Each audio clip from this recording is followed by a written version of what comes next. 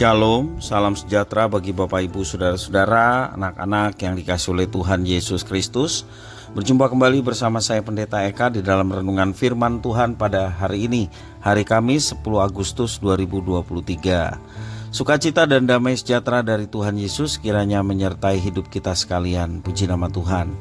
Pembacaan firman Tuhan hari ini masuk dalam kitab Injil Lukas, yakni Injil Lukas pasal yang pertama. Kiranya firman Tuhan memberkati kita sekalian. Puji Tuhan. Dan sebelum kita akan merenungkan bagian firman Tuhan hari ini, mari kita akan berdoa bersama. Tuhan Allah Bapa di surga, di dalam nama Tuhan Yesus, kami datang padamu mengucapkan syukur dan terima kasih buat kasih setia dan pemeliharaan Tuhan atas hidup kami sampai pada hari ini. Biarlah semua apa yang boleh kami alami, kebaikan Tuhan yang kami alami hari lepas hari, membawa kami hidup dalam ketaatan. Terima kasih ya Tuhan, karena itu kami mohon setiap kali kami membaca dan merenungkan firman Tuhan, Kau mampukan untuk kami dapat memahaminya serta menerapkannya dalam hidup kami. Terima kasih Bapa, terpujilah namamu. Demi nama Tuhan Yesus kami berdoa. Haleluya. Amin. Bapak Ibu Saudara-saudara yang dikasihi oleh Tuhan, Injil Lukas pasal yang pertama, saya akan membacakan sebagai bahan perenungan ayat yang ke-57 sampai 66. Demikian firman Tuhan. Kemudian genaplah bulannya bagi Elisabet untuk bersalin, dan ia pun melahirkan seorang anak laki-laki. Ketika tetangga-tetangganya serta sanak saudaranya mendengar bahwa Tuhan telah menunjukkan rahmat-Nya yang begitu besar kepadanya, bersukacitalah mereka bersama-sama dengan dia.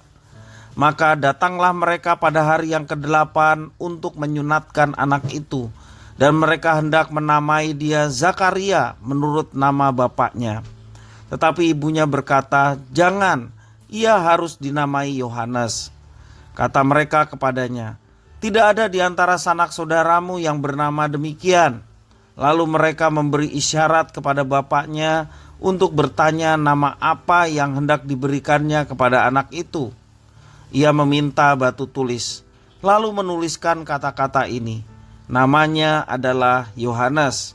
Dan mereka pun heran semuanya. Dan seketika itu juga terbukalah mulutnya dan terlepaslah lidahnya. Lalu ia berkata-kata dan memuji Allah. Maka ketakutanlah semua orang yang tinggal di sekitarnya, dan segala peristiwa itu menjadi buah tutur di seluruh pegunungan Yudea. Dan semua orang yang mendengarnya merenungkannya dan berkata, "Menjadi apakah anak ini nanti? Sebab tangan Tuhan menyertai dia." Itulah peristiwa kelahiran Yohanes Pembaptis. Bapak Ibu Saudara-saudara yang kasih Tuhan, peristiwa ini juga menyambut kedatangan Yesus Kristus, Tuhan yang menjadi manusia. Dalam tradisi Kristen, peristiwa itu dikenal dengan peristiwa Natal. Dan pada kesempatan saat ini mari kita akan belajar bagaimana ketaatan sebuah keluarga memenuhi panggilannya bagi Tuhan.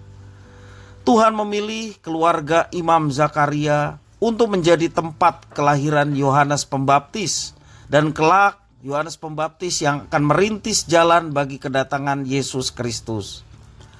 Tuhan menganugerahi keluarga ini dengan suatu kemustahilan. Tuhan mengizinkan Zakaria dan Elisabet yang sudah tua, dan Elisabet dikatakan sudah mati haid, untuk mempunyai anak, dan anak itu yang nantinya akan menjadi perintis jalan bagi kedatangan Mesias atau Kristus.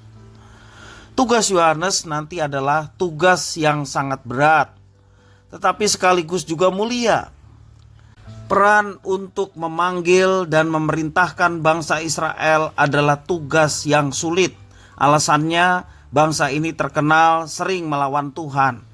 Mereka adalah kaum yang enggan mengakui kesalahannya, menyesalinya, apalagi harus bertobat. Dengan demikian tugas Yohanes Pembaptis nanti sungguh tugas yang berat dan penuh kerja keras.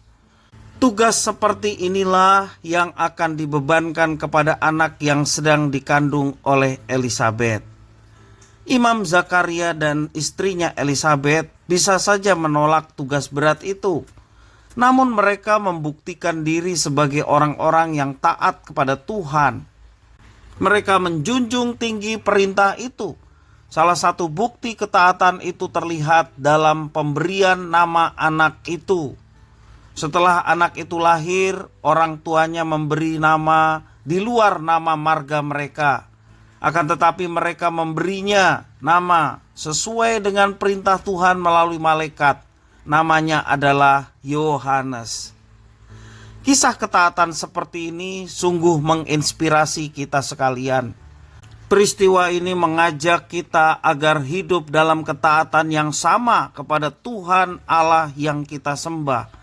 Secara khusus dalam menyambut dan menerima Tuhan Yesus Kristus di dalam kehidupan kita. Kita dapat mengesampingkan bahkan menempatkan segala kepentingan lain di bawah ketaatan kepada Tuhan.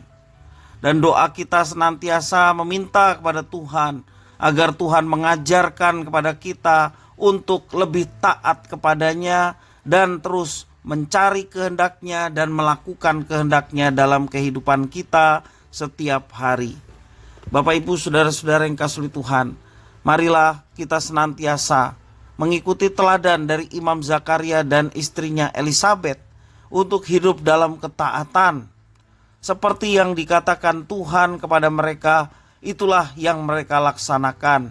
Walaupun ada banyak tantangan, walaupun ada banyak resiko yang harus dihadapinya, tetapi orang percaya yang taat dan turut dalam kehendak Tuhan, mereka tahu bahwa Tuhan akan menyertai mereka.